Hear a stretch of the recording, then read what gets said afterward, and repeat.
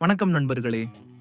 உயிர் காக்கவும் உணவு தேடவும் உதவாத இசை மனிதர்களை ஏன் இவ்வளவு ஆழமாக நெகிழ வைக்கிறது என்று நீங்கள் யோசித்திருக்கிறீர்களா? இசை எங்கும் இருக்கிறது. ஆனால் அறிவியல் சொல்லுவது அது மனித மூளையின் மிக வித்தியாசமான இன்பங்களில் ஒன்று. பரிணாம வளர்ச்சி பார்வையில் பார்த்தால் இசைக்கு நேரடியான உயிர் காக்கும் பயன் இல்லை. ஆனாலும் உலகின் எல்லா கலாச்சாரங்களிலும் இசை உருவானது. காரணம் என்னன்னா, நம்ம மூளை வடிவங்களையும் தாளங்களையும் ரொம்ப விரும்பும். இசையில் இருக்கும் தாளம், மீண்டும் மீண்டும் வரும் ஒலி, எதிர்பார்ப்பு, இவையெல்லாம் மூளைக்கு பிடித்த விஷயங்கள்.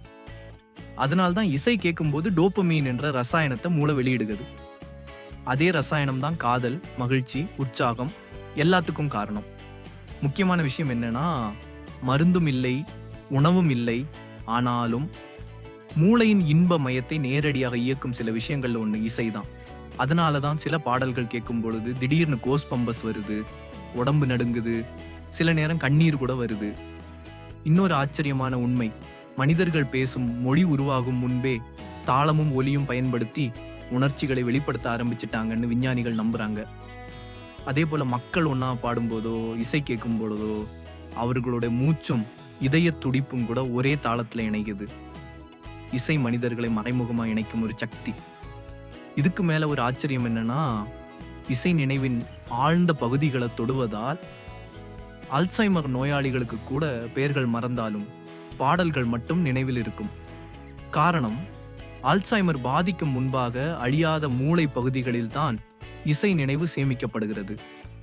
உலகம் முழுவதும் சுமார் 1500 முதல் 2000 வரை விதவிதமான இசைக்கருவிகள் பயன்படுத்தப்படுகின்றன. ஒவ்வொரு இசைக்கருவியும் மூளையை வேறு விதமாக பயிற்சி செய்கிறது. தாளம், மூச்சு, ஒருங்கிணைப்பு, உணர்ச்சி எல்லாவற்றையும் வளர்க்கிறது.